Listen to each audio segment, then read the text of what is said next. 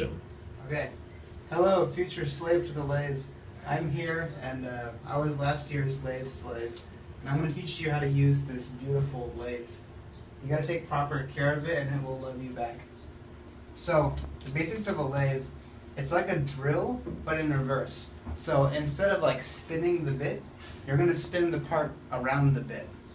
So first thing we want to do is usually put the piece in your lathe. This is a random, I don't know what it is. I'm just gonna... And then, I should really have safety goggles on. But basically, it looks nice and centered. Nice, nice.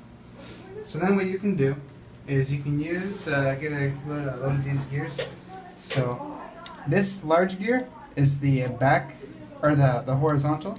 The large gear is horizontal. And then the small gear is forwards and backwards. Also, this smaller gear is a fine-tuned horizontal. So, when you want to make a cut with this gear, or this bit, you can go in really close, bring it in, and then use the fine tuner to bring the gear up, or bring the bit up. And then hypothetically, you would just turn this on, and you would slowly bring in the bit towards the metal.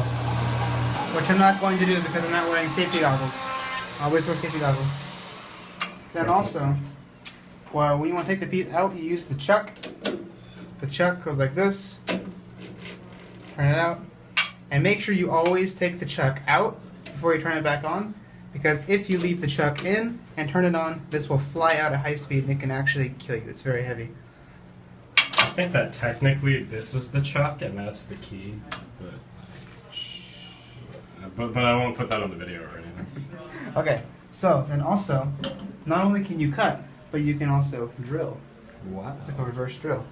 So, if you were going to drill a hole in a piece, what you would do is get this bit out of the way, because you're not cutting, and bring this back, stick this in, bring it forward, and you just kind of crank it in there, just like twist it. And then this can slide back and forth. And then you'd want to go up to your part,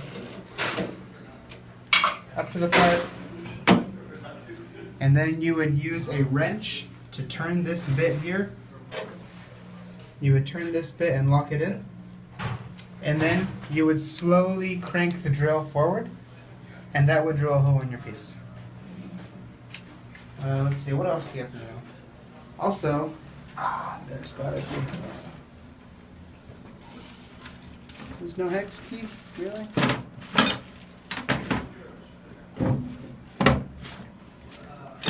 Okay, well hypothetically, if you had a hex key, you would use it here, and you'd be able to turn these bits, or turn these bolts, I suppose. Turn the bolts, loosen them, and you can take the bit right out, and you can swap in different bits. All the bits are down here at the bottom. And then one last thing you should know, there are two different sets of chucks, or whatever you want to call these. So these are for handling smaller pieces. They face inwards. So what you can do is take these all out, and this is the proper method for changing the teeth, or keys, whatever you want to call them. Keep on turning it till this one falls out. You can see this one is number 2. It says right here number 2. Then you set it here.